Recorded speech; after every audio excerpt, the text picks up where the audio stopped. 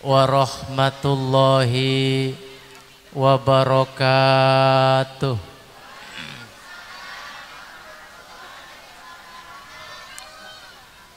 Alhamdulillah bi ni'matihi tatimmu sholihat.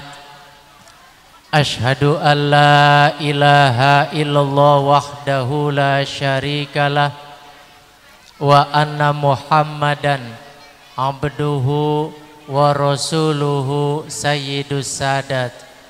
Allahumma sholli wa sallim wa barik ala sayyidina Muhammadin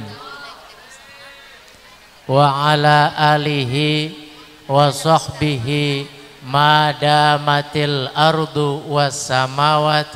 Amma ba'd, subhanaka la ilma lana illa ma 'allamtana innaka antal alimul hakim. Rabbi shrah li sadri wa yassir li amri wahlul 'uqdatam min lisani yafqahu qawli. Yang sama-sama kita hormati Ketua Panitia tadi sudah diberi sambutan nama ini nih. Kata bapaknya, dia mah keringetan mulu itu. Saya pe gundam. Gundam ngerti gundam? Lah orang hujan begini dia keringetan. Kemudian yang sama-sama kita hormati, kita muliakan pimpinan Majelis Ta'lim Putra Setia almarhum Ustadz Ujang Cahyadi. Mudah-mudahan Allah ampuni segala dosa dan kesalahannya. Allah luaskan, beri cahaya kuburnya. Al-Fatihah. A'udzubillahi minasyaitonirrajim. Bismillah. Alhamdulillahirabbil alamin arrahmanirrahim maliki iyyaka na'budu wa iyyaka nasta'in ihdinas siratal mustaqim siratal ladzina an'amta 'alaihim ghairil maghdubi 'alaihim waladdallin amin. Kemudian juga yang sama kita hormati Al-Mukarram Ustadz Al-Hadi Iwan. Yang mana bang? Yang mana? Oh ini bang. Kayaknya saya sering ngeliat dah. Iya kayaknya. Kemudian Bang Iwan Bentar. Mana? Alhamdulillah. Iya. Alhamdulillah. Kemudian Ustadz Nisan. Mana? Oh beliau alhamdulillah. Juga DKM Musola Nurul Hidayah Bapak Sinar. Hah? Apa itu? Sihar. Mana orangnya? Oh di belakang. Dan ibu bapak jamaah yang mohon maaf enggak saya absen satu-satu karena catatannya memang cuma segini. Saya dikasih panitianya cuma segini. Nah, jadi kalau mau komplain sama panitianya. Nah. Hadirin rahimakumullah. Bersyukur kepada Allah malam. Karena biasa ceramah malam gitu. Jadi kalau begini jadi kagok. Ternyata siang. Bersyukur pada Allah siang ini kita dipertemukan dalam keadaan sehat walafiat. Sholawat teriring salam semoga terlimpah curahkan kehadiran baginda Rasul Muhammad sallallahu alaihi wasallam.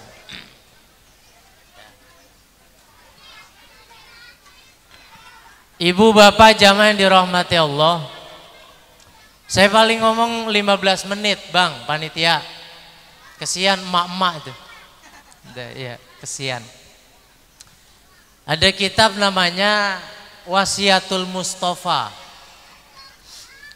Itu ada hadis begini. Tamanna Jibril ayyakuna min bani Adam li sab'i khisalin. Bu, Jibril ini pengen jadi manusia. Kalau disuruh milih, dia lebih milih jadi manusia dibandingkan jadi malaikat. Li sab'i khisalin, karena ada 7 alasannya. Yang pertama adalah as-shalawatil khamsi ma'al imam, sholat berjamaah. Pemain hadroh pada sembahyang kagak nih kira-kira? Sholat. Baca maulid kagak sembahyang, di neraka ketiban bas lo bang.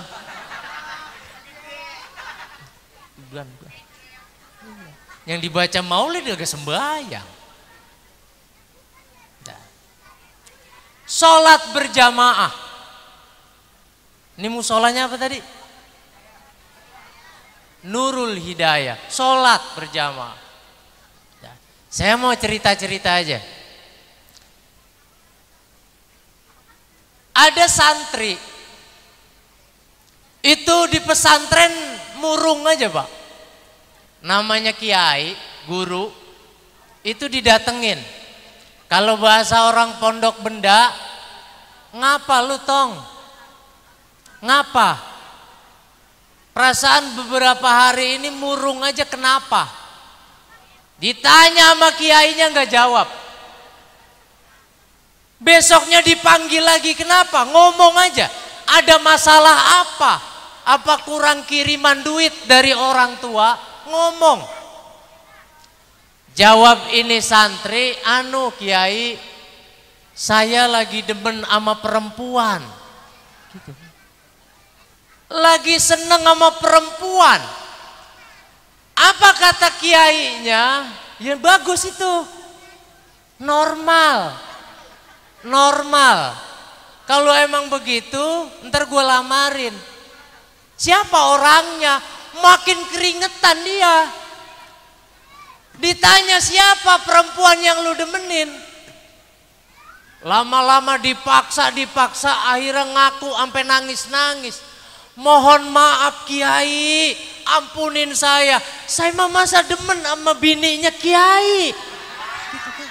Iya. Demennya sama bininya kiai. Lah kalau model murid begini di pondok benda, gua kagak diinjek lehernya gua udah untung, Mbak. Lah demen sama bininya kiai. Karena kiai ini orang bijak, apa jawabnya? Ya nggak apa-apa. Tapi ada syaratnya. Lu kudu sholat berjamaah 40 hari, 40 malam, persis ada di belakang gua. Akhirnya diturutin. Siap, saya siap. Akhirnya dihitung. Ini dari mulai malam pertama, belum azan aja udah datang ke musola. Rajin, tekun. Sampai malam ke-10, sampai malam ke-12, terus sampai mendekati malam 40. Lama-lama ini bocah santri mikir, Masya Allah, gue jadi orang kebanget-bangetan men ya. Kalau bahasa kita, ngerti pok kebanget-bangetan?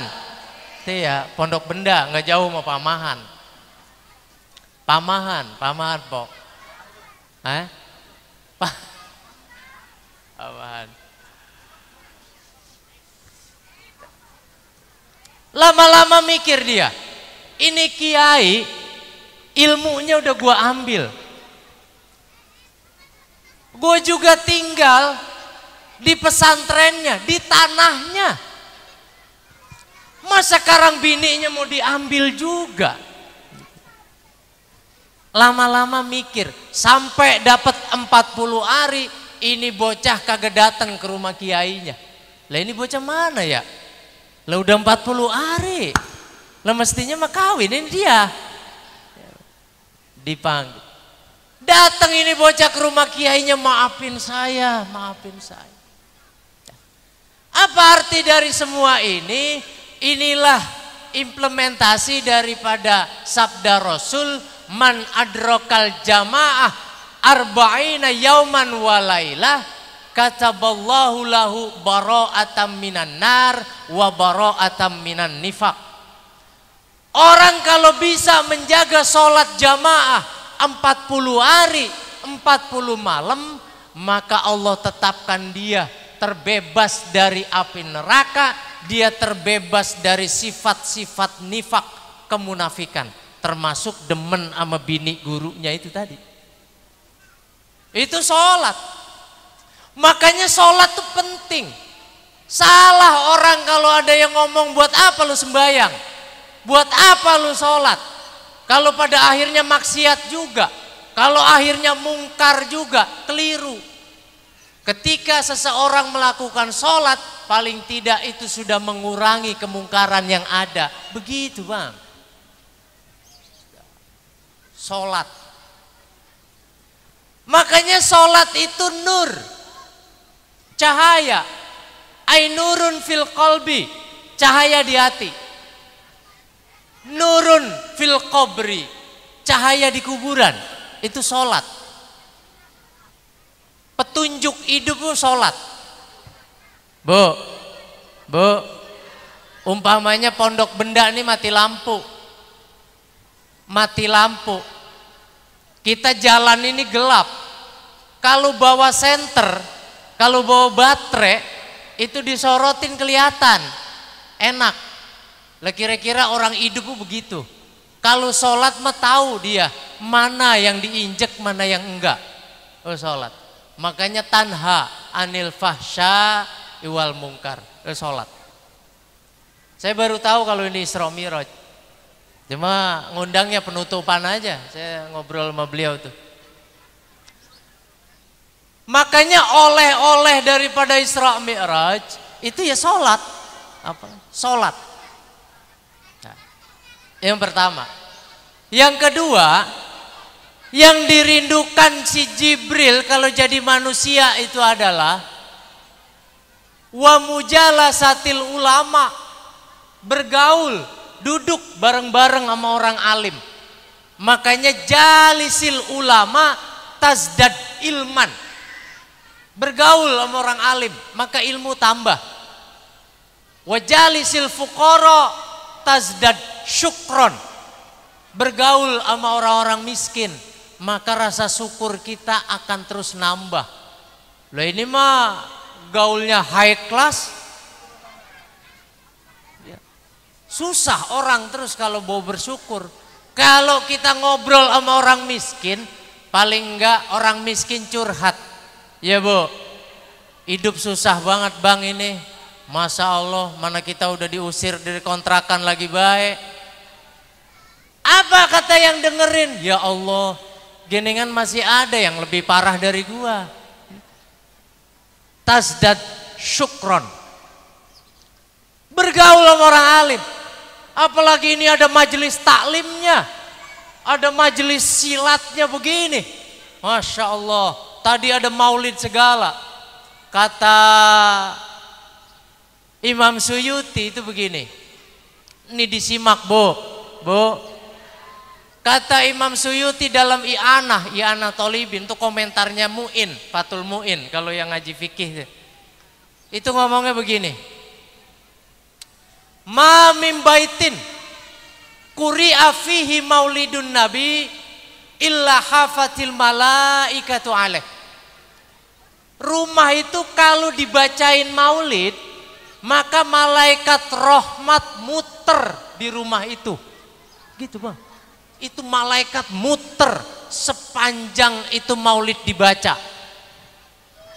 Makanya orang dulu itu kalau maulid dari rumah ke rumah, iya enggak Wak?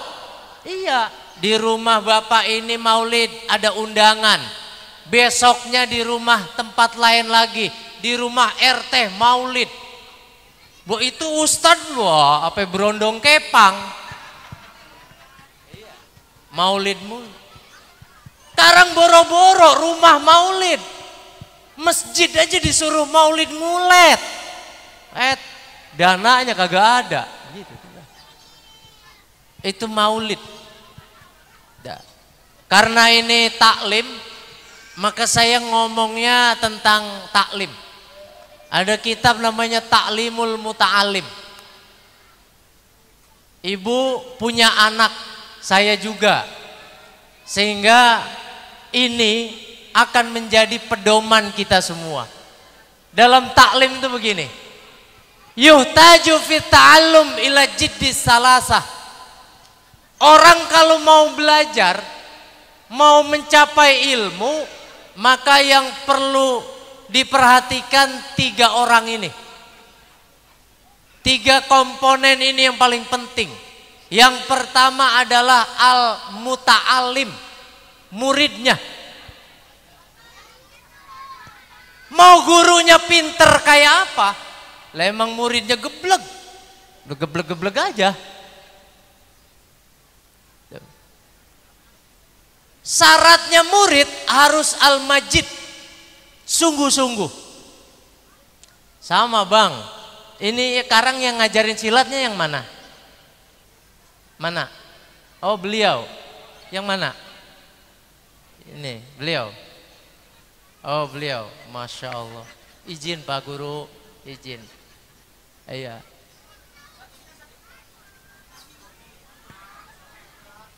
Harus sungguh-sungguh.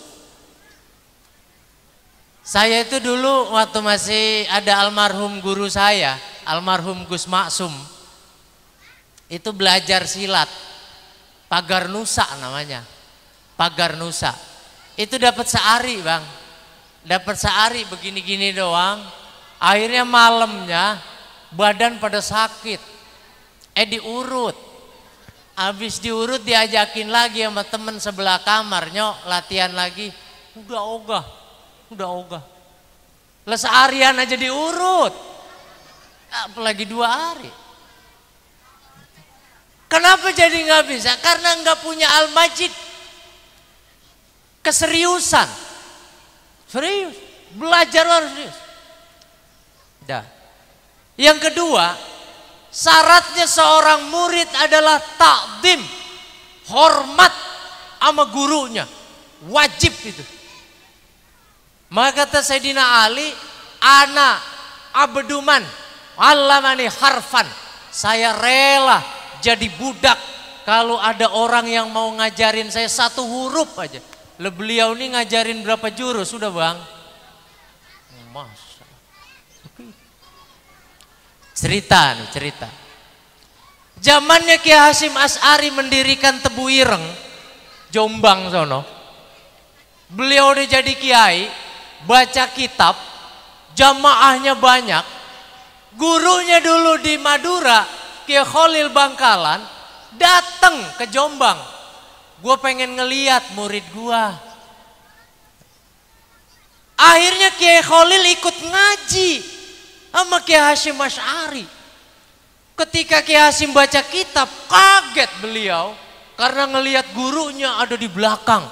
Masya Allah, itu guru saya ada di sono. Selesai pengajian, Hasyim Asy'ari dan Kiai Khalil Bangkalan itu berebut merapikan sendalnya masing-masing gurunya. Kiai Hasyim ngedandanin sendalnya Kiai Khalil, Kiai Khalil ngedandanin sendalnya Kiai Hasyim. Berebut, jangan sama guru gua. Enggak, karena kan gua ngaji sama lu guru gua karang mah. Orang dulu tuh saking hormatnya sama guru begitu. Begitu bang di sini bang. Pada begitu sama guru, sama beliau ini. Jadi jangan-jangan pulang maulid sendal pada hilang malahan. Iya. Hormatnya sama guru. Di Pati, Kajen, Jawa Tengah, itu ada kiai namanya Abdullah Salam. Itu mamangnya almarhum Kiai Sahal Mahfud, mamangnya. Itu lagi ngaji kitab pak, di musola, di masjidnya. Tahu-tahu tukang cendol liwat. Kalau orang Jawa bilang dawet, itu liwat. Pengajian di stop. Kiai Abdullah Salam kemudian keluar dari masjid untuk salaman sama gurunya itu. Ternyata tukang cendol itu gurunya yang ngajarin Iqra, yang ngajarin alif ba'ta, diciumin tangannya. Indah begitu. Sekarang kagak. Ketemu guru lari. Ada Pak Anu guru matematika, lari bang. Lah ngeliat guru kayak ngeliat memedi. Samperin bang, samperin, salaman, cium tangan. Murid harus takdim. Yang kedua, orang belajar itu komponennya adalah al-muallim, gurunya. Guru harus musyfiqon, harus punya rasa belas kasihan sama muridnya. Makanya guru nggak boleh dendam. Gue gedek buat sama anak kesianu tuh bader banget, nggak boleh guru begitu, nggak boleh. Harus musyfiqon, kesian sama anak. Ada 2 orang anak kecil, bapaknya kiai, bu, bapaknya kiai, santrinya banyak, diajarinlah itu santri, sampai kalau ngajar anaknya itu jam 12 siang, bis johor, protes anaknya, Pak, saya kan nih anak bapak, masa ngajarin anak orang dari pagi, giliran udah siang begini, udah siang perut udah lapar, baru ngajarin anak sendiri. Saya udah capek begini mah tuh udah lapar.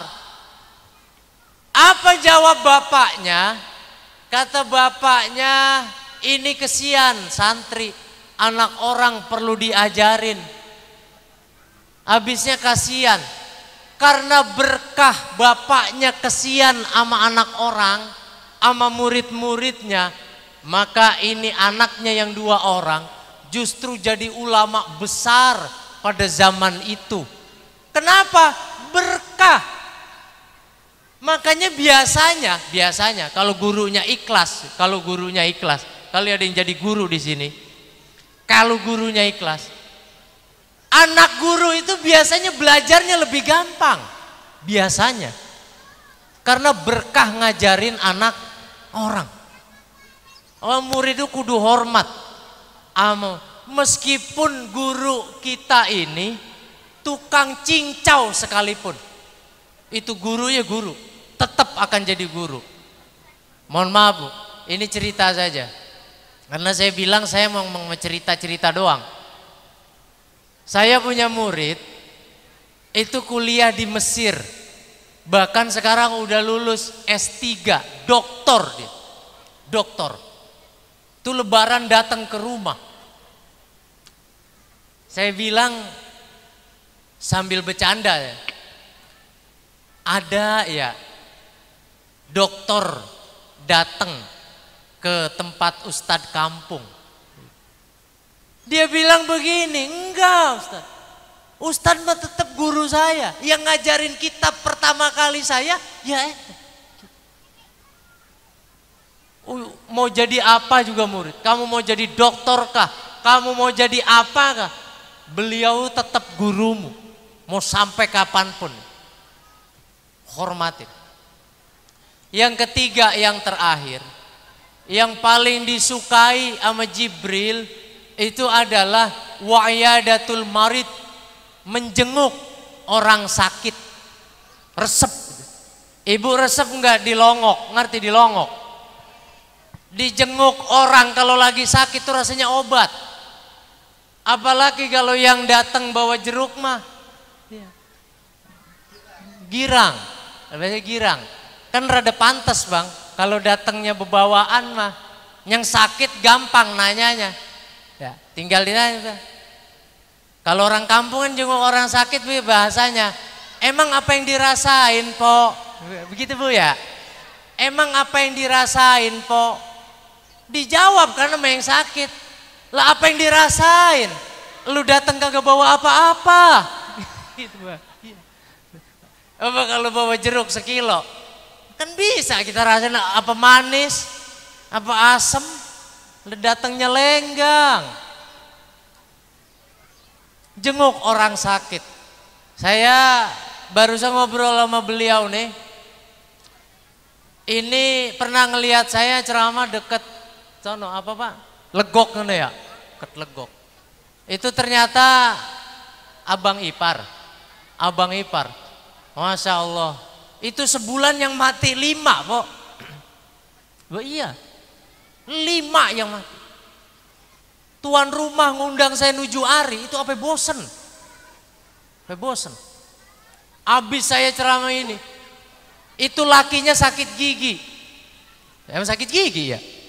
Abangnya sakit gigi, dibawa ke rumah sakit. Yang mati yang di rumah. Yang mati yang di rumah, Bu.